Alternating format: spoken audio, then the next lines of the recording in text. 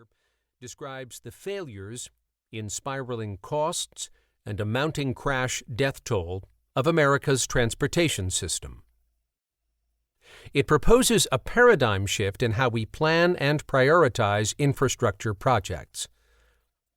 Both books, in large part, are stories of the failures of top-down institutions and the promise of bottom-up alternatives. There is massive complexity to the subjects covered in the first two books because of the human factor, our biases and fallibility, our capacity to make short-sighted decisions and convince ourselves of faulty priorities. However, both of those topics also have an element that is very discrete and quantifiable. Budget math is budget math. Asphalt is asphalt. Physics is physics. Housing is more complex and arguably has the highest stakes of all.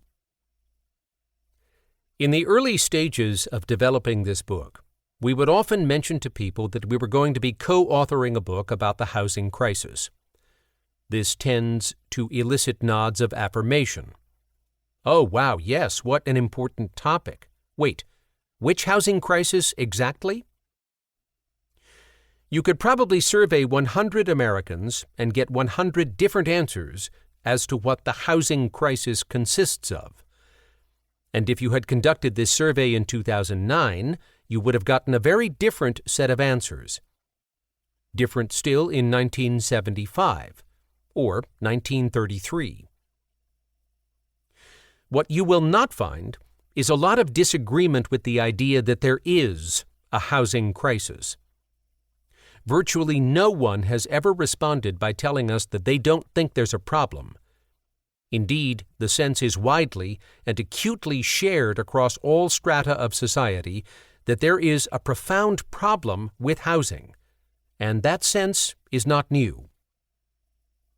If you have a modest income and/or rent your home, the what of the crisis is probably not all that elusive to you. Today, we have a crisis of unaffordability. This problem isn't new, but its contours have expanded.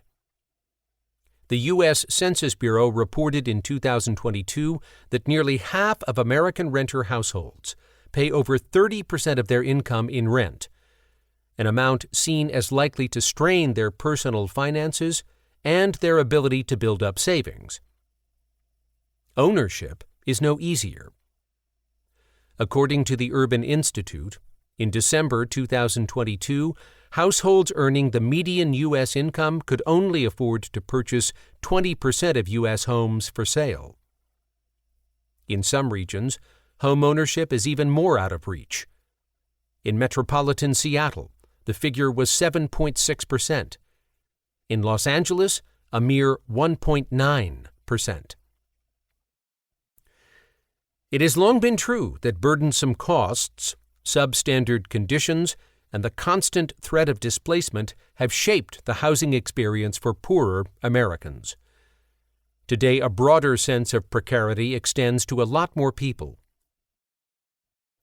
Precarity is a more subtle issue than just unaffordability.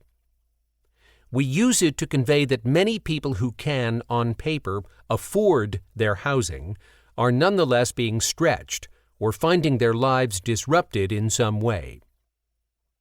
The housing options available to them do not grant them stability and the means to freely make important life decisions.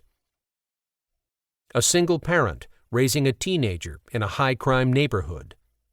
A 30-year-old living with her aging parents. A 40-year-old far from his aging parents and unable to assist them with their health and mobility. Someone who cannot afford to move to pursue a desired career.